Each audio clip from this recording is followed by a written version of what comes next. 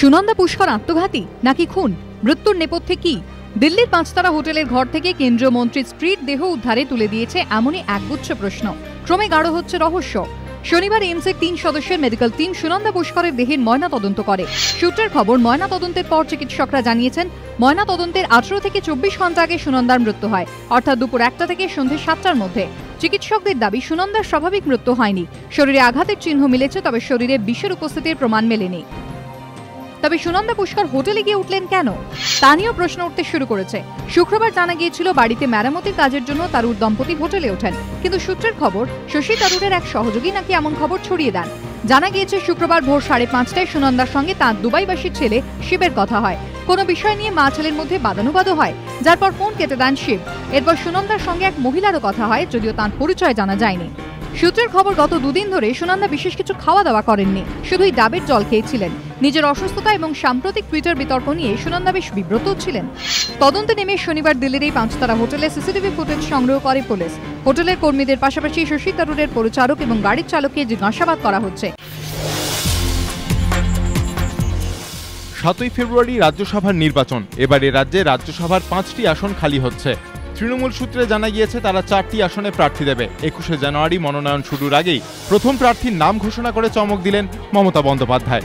শনিবার ফেসবুকে মিঠুন চক্রবর্তীকে তাদের রাজ্যসভার প্রার্থী হিসেবে ঘোষণা করেছেন তৃণমূল নেত্রী। রাজনৈতিক পর্যবেক্ষকদের ব্যাখ্যা, মিঠুনকে প্রার্থী করে একদিকে যেমন চলচ্চিত্র জগতের কাছে বার্তা পাঠালেন মমতা, পাশাপাশি বোঝালেন বাংলার কৃতীদের তারা যথাযোগ্য সম্মান দিতে চান।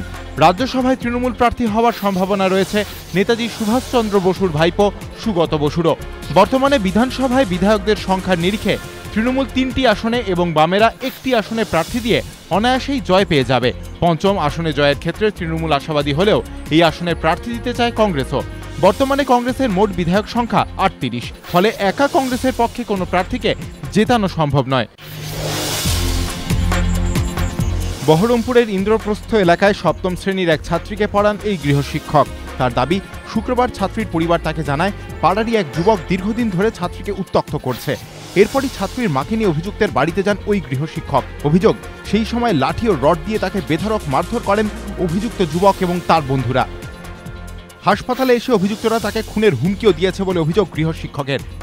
গাফিলতির অভিযোগ অস্বীকার করেছে পুলিশ। বহরমপুর থানায় লিখিত অভিযোগ দায়ের হলেও এখনও কাউকে গ্রেফতার করা যায়নি।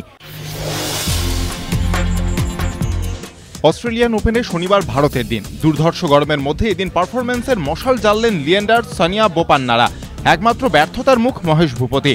অপ্রতিরোধ গতিতে এগোচ্ছেন লি স্টেপানেক। এদিনই অস্ট্রেলিয়ান ওপেনের শেষ 16-এ পৌঁছন লিয়েন্ডার পেজ, রদেক স্টেপানেক জুটি। ড্যানিয়েল ব্রাচিয়ালি, আলেকজান্ডার ডলগোপোলভ জুটিকে এদিন কার্যত উড়িয়ে দিলেন তারা। ম্যাচের স্কোর লাইন 6-1, 6-4।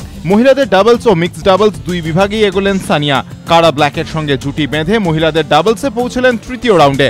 নিকালসিউ জোকোপালোভা জুটিকে হারালেন 7-5, 6-1 সেটে। তবে মিক্সড ডাবলসে হরিয়া তেকাউবের সঙ্গে জুটি বেঁধে ম্যাচ বের করতে যথেষ্ট ঘাম ছড়াতে হয়েছে সানিয়াকে। চিংচ্যান লিনস্টের জুটিকে 4-6, 7-6, 10-8 সেটে হারিয়ে 2য় রাউন্ডে পৌঁছলেন তারা। মেলবোর্নে দুরন্ত গতিতে ছুটছে ইন্দো পাক এক্সপ্রেসও। বোপান্না কুরেশি জুটি এদিন পৌঁছলেন পুরুষদের ডাবলসের 3য় রাউন্ডে। 4-6, 6-3, 6-2 সেটে হারালেন ফ্লেমিং হাচিন্স জুটিকে। এদিনই স্লোভাকিয়ার জুড়িদার ক্যাটরিনা স্রেপটনিকের সঙ্গে মিক্সড ডাবলসে এগোলেন বোপান্না। জোন্স হুয়ে জুটিকে হারালেন 6-2, 6-3 সেটে। টুর্নামেন্টের শেষ 16-এ পৌঁছেছেন মারিয়া শারাপোভাও। রড লেভার অ্যারেনায় 51 মিনিটে লড়ে হারালেন এলিচ কর্নেটকে। ম্যাচের স্কোর লাইন 6-1, 7-6।